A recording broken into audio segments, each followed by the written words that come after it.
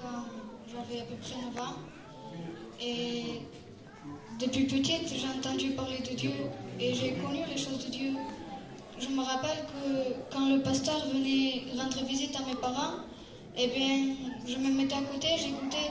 Ou quand on me laissait pas rentrer, je me mettais derrière la porte. Quand ils parlaient entre eux, j'écoutais toujours ce qu'ils disaient. Ça m'a toujours beaucoup intéressée. Et puis vers mes 12 ou 13 ans, j'ai commencé vraiment à avoir ce désir d'être chrétienne, à vouloir être chrétienne pour de vrai. Mais j'ai commencé à m'approcher, tout ça. Moi, je pensais l'être. Pour moi, j'avais pas besoin de me repentir. Pour moi, le fait que mes parents étaient chrétiens, ben, ça me suffisait. Je connaissais la croix de ce que Jésus était mort, mais c'était sans plus. C'était tout. Et puis, ça durait un instant, mais ça marchait plus. Ça durait que quelques jours. Et quand mes parents me demandaient, me parlaient de Dieu, je disais non, je tournais la tête. Je disais, laissez-moi tranquille.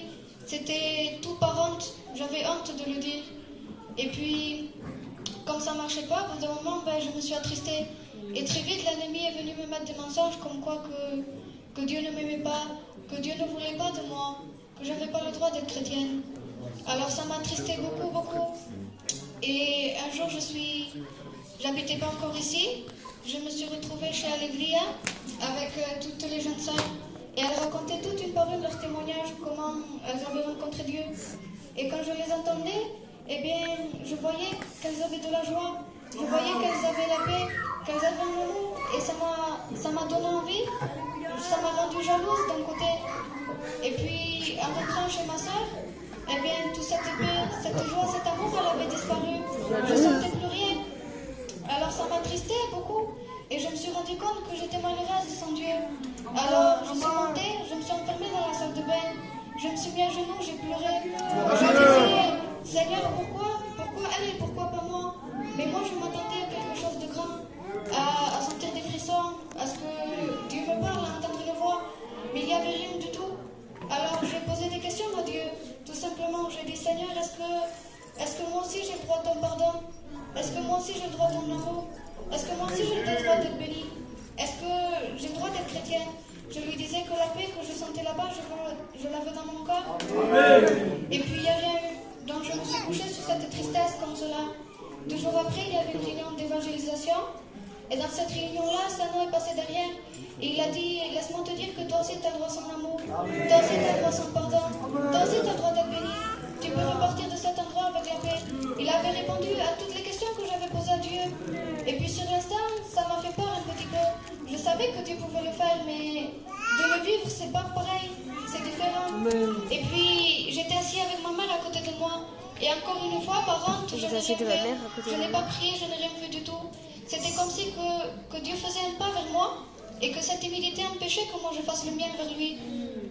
Et puis moi je pensais que Dieu m'avait répondu, donc ça y est, j'étais sauvée. Mais encore une fois, ça a duré que quelques semaines. Ça n'a pas marché. Et cette fois-ci, c'est pas de la tristesse qui est venue, mais c'est de la colère.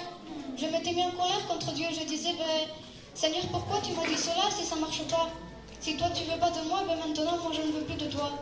Mais c'était pas vrai, au fond de mon corps, je voulais Dieu. Au fond de mon corps, je cherchais cette paix que j'avais sentie ce jour-là. Et puis, Dieu a fait que je vienne habiter ici. Et un soir, j'étais dans ma chambre. Je ne lisais pas vraiment la Bible, je feuilletais les pages. Mais chaque verset que je tombais dessus, ça me parlait. Ça me disait que j'étais pécheuse, que Dieu voulait me sauver, que Dieu voulait me pardonner.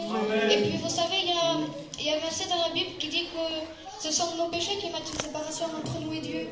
Et ce mur que je sentais tout ce temps-là, eh bien en fait c'était ça et Dieu me le faisait comprendre. Dieu m'a révélé la croix. J'ai compris que c'était pour moi, mais que c'était à cause de moi qu'il a dû souffrir tout ça. Je me suis mis à genoux. Cette fois-ci, il n'y avait pas eu de larmes, il n'y a pas eu de cris, il n'y a rien du tout. J'ai simplement demandé pardon. Pour la première fois, je me suis repentie pour de vrai. Et puis, ensuite, j'ai commencé à douter de ce qu'il n'y avait pas de larmes, rien. Et puis, pendant une réunion, j'ai demandé à Dieu. J'ai dit, Seigneur, est-ce que tu m'as sauvé ou c'est encore moi qui m'invente? Est-ce que moi, tu m'as pardonné?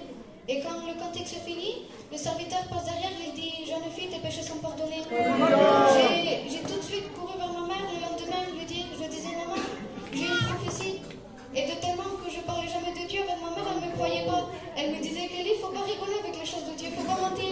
Je lui disais, non, c'est pour de vrai. Et depuis là, je sers Dieu.